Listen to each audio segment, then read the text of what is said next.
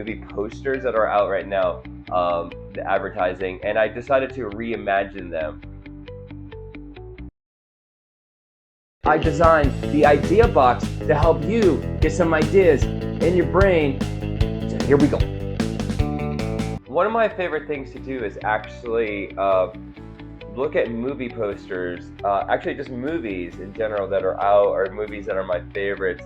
And my friend told me that the Scream 7 movie was coming out. I was like, holy crap, there's actually 7 of them? Or is there 7 of them? Okay, well, I watched the first couple, honestly.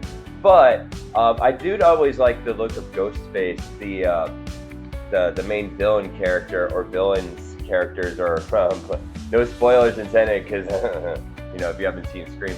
But what I like to do is actually look at pop culture, like I said, movies.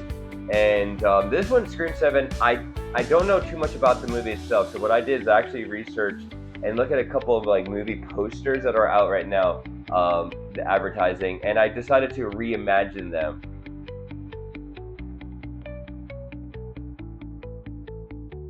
The first thing I do is actually I get my sketchbook out, and I just use like pencils, and what I like to do is sketch out at least 3. I try to get to like 5 different thumbnails.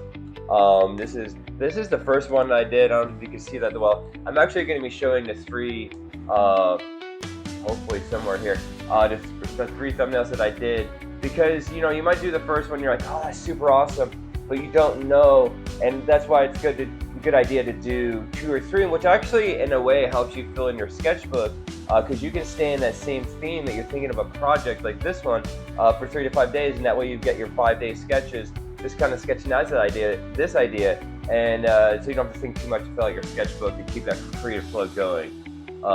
So yeah, these are the 3 sketches I did. I'm going to narrow it down to 1 to use, but all the art supplies that I use are actually going to be in the description below.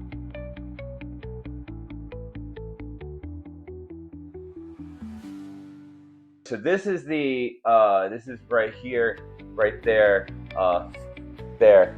So that's actually the final sketch that I decided to, and I made the line work. So I used actually tracing paper.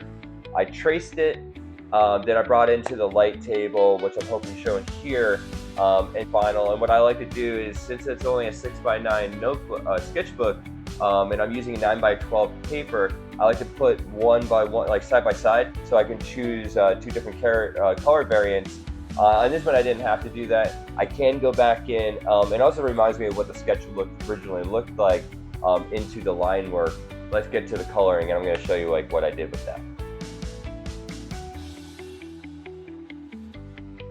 But what I like about Ohuhu's alcohol markers is that there's actually a number correlation, which I'm showing you here. The colors that I use, the numbers I use, also will be in the description, so you can use the same exact colors that I want from the Ohuhu kit.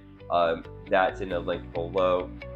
But I also, in final rendering, my little secret is I actually take Castle Art color pencils, and and I put that as a layer on top. So I have most of the base colors in marker, then I use a multimedia technique, and I put the color pencils on top of that with a little bit of highlights with like a gel pen, which I'm going to show you that as well. I think that was a good one for me to choose. That was my favorite. It was really awesome working on this. I really hope this helped you out.